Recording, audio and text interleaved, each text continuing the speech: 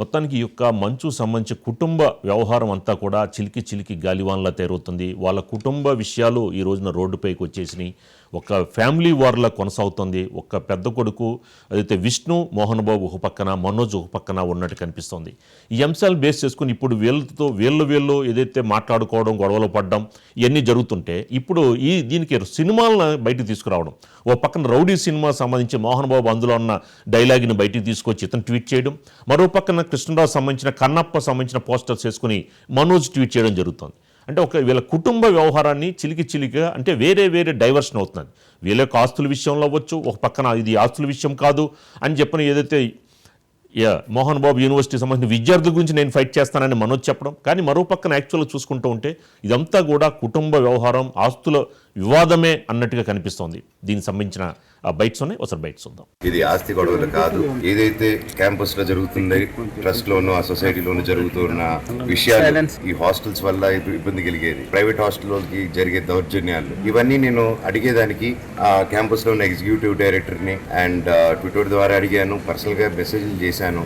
ఇలా స్టూడెంట్స్ ఇబ్బంది పడుతున్నారని అడిగితే ఐ విల్ సూ దెమ్ అని చెప్పాడు ఆయన. నా వాట్సాప్ మెసేజ్ అవన్నీ నేను సబ్మిట్ చేస్తున్నాను. So these are the questions నేను రైజ్ చేశాను. కూర్చొని మాట్లాడదామని చెప్పి నేను క్వశ్చన్ చేసేసరికి ఇమీడియట్ గా అది వారికి నచ్చక దీని ఒక ఆస్తి గొడవలుగానో అండ్ వీడు తాగేసి వచ్చి ఇంట్లో అందరం కొడుతున్నాడు అని చెప్పు ఇంకా రకరకాలుగా నెరేటివ్. సుబ్బారావు గారు, ఏంటి ఒక కుటుంబ వ్యవహారం ఈ రోజున ఇది ఒక మెయిన్ టాపిక్ లాగా అయిపోయింది. వాళ్ళ వ్యవహారాన్ని వాళ్ళు చక్కదిద్దుకోవాలి, కానీ ఇలా రోడ్డు మీదకి రావడాన్ని ఎలా చూడొచ్చు అంటారు? అంటే ఇది కుటుంబ వ్యవహారమే, ఇది రచ్చకెక్కింది. అయితే ఇటీవల కాలం వరకు అది ఇటు హైదరాబాద్లో, రీసెంట్గా తిరుపతిలో ఈ వ్యవహారం అనేది రచ్చకెక్కిన విషయం మనం చూస్తూనే ఉన్నాం. అయితే గత 2 రోజులుగా ఇది సోషల్ మీడియాకు పాకింది. సోషల్ మీడియాలో మొదటగా విష్ణు ట్వీట్ చేశాడు, రౌడీలో ఒక డైలాగ్ని ట్వీట్ చేస్తూ మనోజ్ని రెచ్చగొట్టే విధంగా ఉంది. ఒక విధంగా అది అఫ్కోర్స్ అది అంతర్లీనంగా ఉంది, డైరెక్ట్గా మనోజ్ పేరు అనేది ఎక్కడ మెన్షన్ చేయలేదు. అయితే ఆ డైలాగ్ ప్రకారం చూస్తే కుక్కని సింహాన్ని పోలుస్తూ ప్రతి కుక్క వీధిలో మొరుగుతూ ఉంటుంది. అయితే అడవిలోకి వెళ్ళి గర్జించటం అనేది తెలుసుకోవటానికి మరో జన్మ ఎత్తాలి అని ఆయన ట్వీట్ చేశాడు.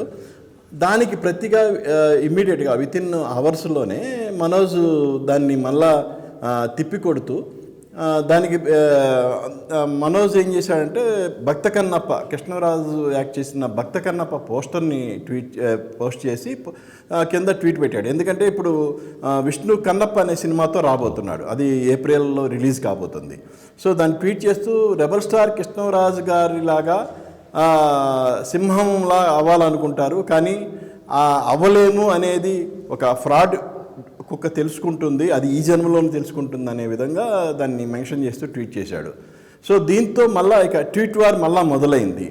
అయితే రీసెంట్గా ఓ ఇంటర్వ్యూలో విష్ణుని ఇదే విషయమే ప్రశ్నించినప్పుడు అసలు ఎందుకు మనోజ్ ఈ విధంగా రచ్చకెక్కడం, అతని ఏమన్నా ఆత్మాభిమానం దెబ్బతిందా ఏంటనేది ప్రశ్న ఎదురైనప్పుడు ఎందుకు ఏమిటి అనేది తనకే తెలుస్తూ మాకు తెలియదు అని చెప్తూ ఈ వివాదానికి ఫుల్ స్టాప్ పెట్టడానికి తనకి ఆసక్తిగానే ఉంటుంది. అయితే ఇప్పటి వరకు జరిగిన ఇదంతా నా హృదయాన్ని తాకి ఉంది కాబట్టి హీల్ అవటానికి కొంత టైం పడుతుంది.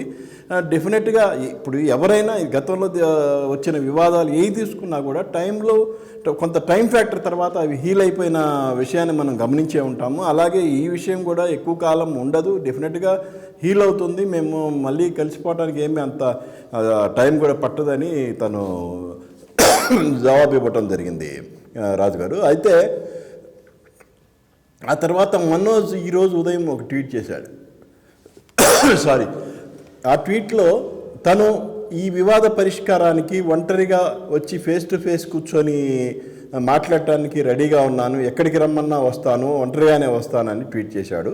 అయితే దానికి రిప్లై ఇంకా విష్ణు సైడ్ నుంచి ఇంకా రాలేదు. ఇది అయితే ఆ పోస్ట్ తర్వాత మోహన్ బాబు గారు జల్పల్లిలో ఉన్న తన ఆస్తుల్ని కొంతమంది ఆక్రమించుకున్నారని, దాన్ని ఖాళీ చేసి అప్పగించే బాధ్యత తీసుకోవాలని మేజిస్ట్రేట్కి కంప్లైంట్ చేయడం జరిగింది.